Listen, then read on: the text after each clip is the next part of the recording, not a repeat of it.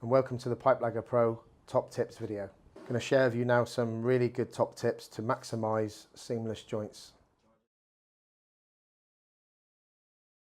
In order to prevent over tightening the lagging, which will then deform it out of its natural shape and then prevent seamless joints,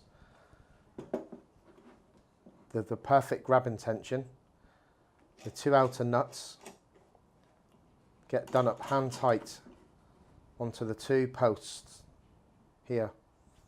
The two inner locking nuts then go on the opposite side of the profiler and just made hand tight.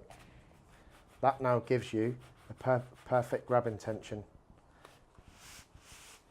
It slides within the profiler without too much resistance.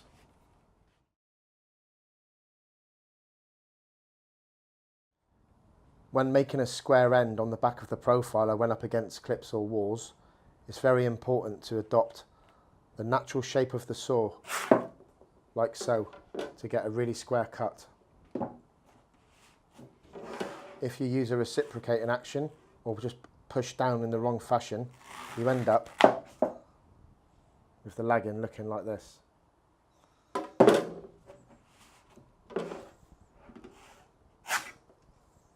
And there you can see a really nice square cut.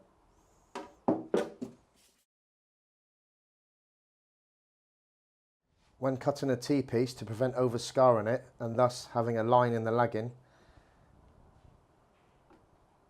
it's very important to do the slot that goes against the grain of the 45 for the 90. When you then do the opposite one, it will just, by its own accord, just pop out, and then you won't actually over scar it like that.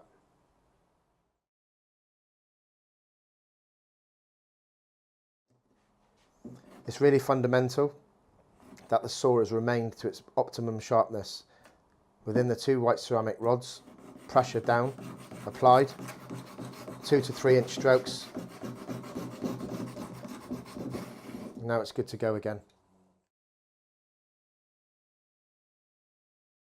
When cutting a 45-degree bend for the soldered 90, start the saw at the tip, gently just scar the lagging and just go down in one smooth action, and you'll then get a really nice seamless joint.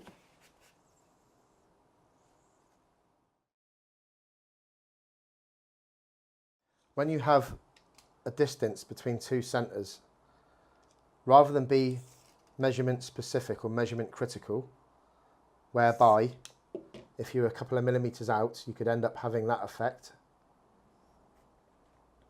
a really good top tip is to knock up a load of T's with square ends utilised on the back of the profiler and little equal legs on the 90s. What that does is two things. Firstly, you will avoid then having to be measurement critical between two fixed points. You then place the elbows, 45s or T's onto the installation and then fill the voids with straight sections in between.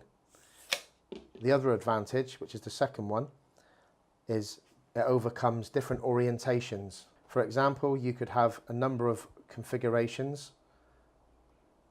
Pipework could be orientated in a manner of ways. So again, it overcomes having to try and calculate in your head which way to rotate the lagging.